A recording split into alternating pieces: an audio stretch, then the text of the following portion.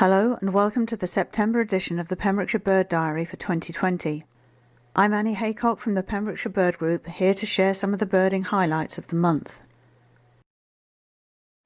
It was a good month for the scarcer waders, those that we don't see every year and which are usually found only in small numbers when they are here. The curlew sandpiper, for example, seems relatively abundant in some years, though most years have fewer than two. 2020 seems to have been a year of abundance, with perhaps 15 to 20 dropping in during September alone. Previous large influxes occurred in 1969 and 1988, and in 1996 when 40 were recorded on a single day.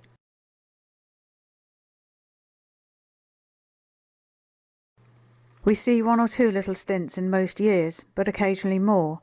5 were recorded at various locations this month, but none of them hung around to be included in the Wetland Bird Survey counts. Perhaps the stars of this month were the buff-breasted sandpipers. These are occasional visitors to the county, with only 1 or 2 every few years. 1984 and 2011 saw larger influxes of up to 5. The first buff-breasted sandpiper this year was photographed at St Govan's on the 5th, and then a week later there were 2 in a recently reseeded field next to Marlowe's Mere. These 2 stayed around for a few days, one remaining in the field, the other moving to the Gann. Meanwhile, 2 more had dropped into the grassland near St Govan's Chapel for a couple of days, so that was 5 for this year too. And while enjoying the buff-breasteds at St Govan's, you could also look for a dotterel. Again, 1 or 2 are recorded most years, usually in September, in places like Dale Airfield, St David's Head, Plumston Mountain, etc. The open grassland of Castle Martin Range is another regular haunt. While ringed plovers are regular and more numerous visitors, colour-ringed birds are not common. 3 ringed birds at Angle Bay were all showing off their jewellery. They included one that had been seen at the Gann in August. This one had come from northern Germany, where she'd been ringed as an adult at the nest. The nest disappeared a few days later, and these are the only sightings of her since then. The bird with the pink and black colour combination was ringed as a nestling at another site in northern Germany on the 14th of May 2019. It was observed on 2 other dates that month at the ringing site, but was not seen subsequently until this sighting. The third bird was ringed as a first winter at Giske Ornithological Station, Norway, on the 6th of September 2020, so made a fairly rapid movement to the southwest, covering 1,350 kilometres in 13 days. And now Dave will tell us what's been going on at the Gann. September on the Gann started with a bang when on the 4th a visiting birder found a young osprey. The bird would turn out to be a real crowd pleaser, staying until the 29th, some 26 days. Interestingly, the bird had a blue ring on its leg with the letters 4ZZ, and this was traced back to a ring in Scotland. It was a young male and it was ringed in the nest at near Elgin in Murray.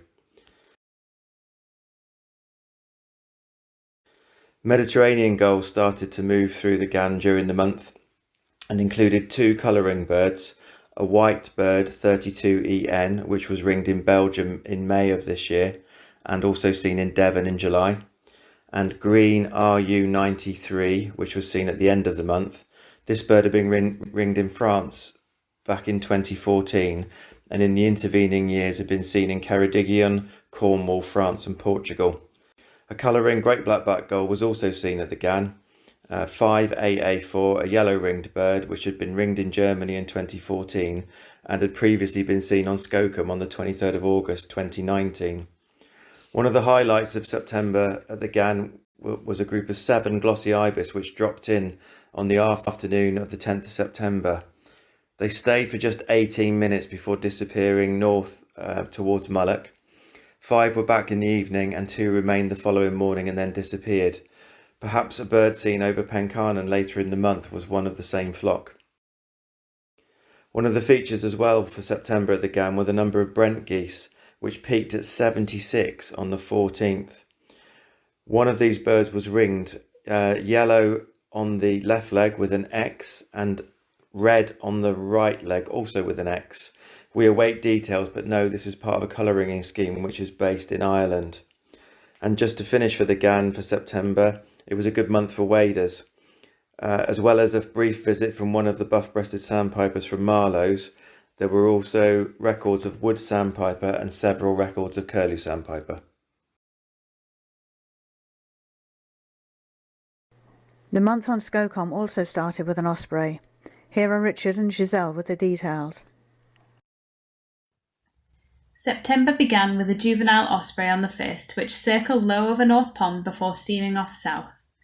Lashing rain and 30-mile-an-hour winds on the 2nd made birding difficult, but a skulking melodious warbler at Migration Rocks was our first since one on the same date in 2018. A flock of 4 roseate terns headed west off the lighthouse on the 3rd, making 2020 just the 9th year with a sighting. The following day 6 were watched passing along the same route, and a single was offshore on the 5th. A minimum of 979 swallow, 44 sand martin and 16 house martin went through on the 9th. Another melodious warbler joined us on the 10th, a bird which was ringed and then seen intermittently until the 18th. A juvenile sandling at Winterpond on the 12th was only the 9th September record, and a marsh harrier on the 14th was just the 5th. Throughout the first half of the month, thousands of Manx shearwater fledglings were scattered around the tracks after dark, but it was a surprise to bump into this melanin-deficient bird in the early hours of the 15th. The second pectoral sandpiper of the year dropped into North Pond later that day. A juvenile mute swan drifting past the neck on the 16th was a Skocombe mega, making this just the 6th year with a record. The 18th produced the first yellow-browed warbler of 2020, which was also the earliest record for Pembrokeshire. 3 red-breasted merganser and the earliest autumn Lapland bunting since 1997 were also logged. On the 19th, the lingering great skewer gave in to the temptation of some tasty carrion in our big spring trap on North Plain. This was the first to be ringed on Skocombe. A Lapland bunting was also trapped at North Pond, and the only ring ouzel of the year flushed from the bracken at Crab Bay. The 20th produced the second yellow-browed warbler and the third Lapland bunting of the year, and the first merlin of the autumn arrived on the 27th. The following day, 3 Balearic shearwater, 3 Arctic skewer, 1 great skewer, and the first 3 redwing of the autumn were logged. A little bunting was trapped at North Pond on the 29th, this just the 3rd for Skocombe. The 3rd yellow-browed warbler of the year appeared in the courtyard shortly afterwards, rounding off what was an exciting month on Dream Island. News from Skoma included the sighting of another melodious warbler, the first there since 2017, which was found at the farm on the 6th and stayed around until the 15th. 2 or 3 wrynecks visited the island. The first since 2018 was found at the farm on the 12th of September and was joined by another on the 15th. One was seen on the 17th, and then another, or possibly one of the same birds, was found in Shearing Hayes on the 27th. There was one other record this month on the mainland near Tavernspite. This bird was unfortunately delivered to the back door by the occupant's cat. Something of a surprise bird on the island, 2 great spotted woodpeckers were seen on Skoma, and another was recorded on Ramsay. The first of this winter's wetland bird survey counts took place on the 20th. There were no great surprises, except perhaps for a pintail on the Carew River.